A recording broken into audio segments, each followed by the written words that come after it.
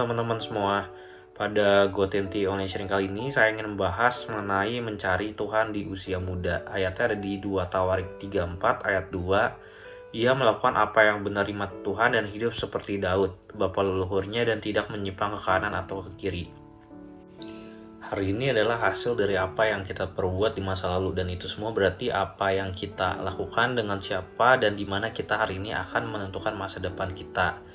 Sebagai anak muda, kita harus memperhatikan hal ini. Kita mau belajar dari Yosia yang merupakan adalah raja muda. Ia mulai mencari dan juga mengingat kembali Allah yang sudah dilupakan oleh bangsanya dan juga oleh pendahulunya. Yosia menjadi seseorang yang bukan hanya berhasil karena kepintaran dan kekuatannya, melainkan juga karena keputusan untuk mencari Tuhan. Ada 3 alasan mengapa kita sebagai anak muda harus mencari Tuhan. Yang pertama adalah karena kita tidak tahu hari yang akan datang. Kita tidak tahu apa yang akan menimpa kita di masa yang akan datang atau masa depan, tetapi Tuhan tahu karena Dialah yang menciptakan dari awal hingga akhir.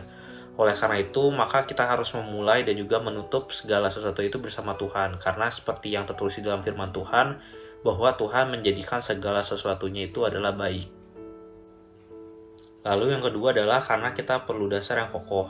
Jika kita mempunyai dasar yang kokoh, maka sama seperti pohon yang mempunyai akar yang dalam, tidak akan mudah runtuh ketika badai datang.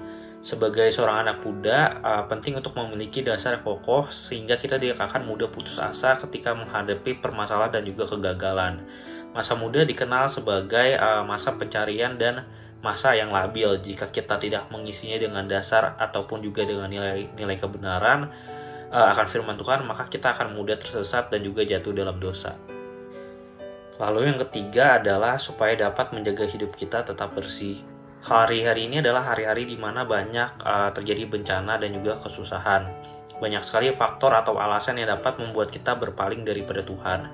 Maka dari itu kita harus saling menjaga hidup kita untuk tetap bersih dengan cara mengenal dan juga mencari Tuhan dengan sungguh-sungguh. Mulailah untuk membangun hubungan dengan Tuhan, salah satunya dengan cara menghidupi firman Tuhan. Sekian GoTNT Online Sharing pada hari ini. Terima kasih dan God bless.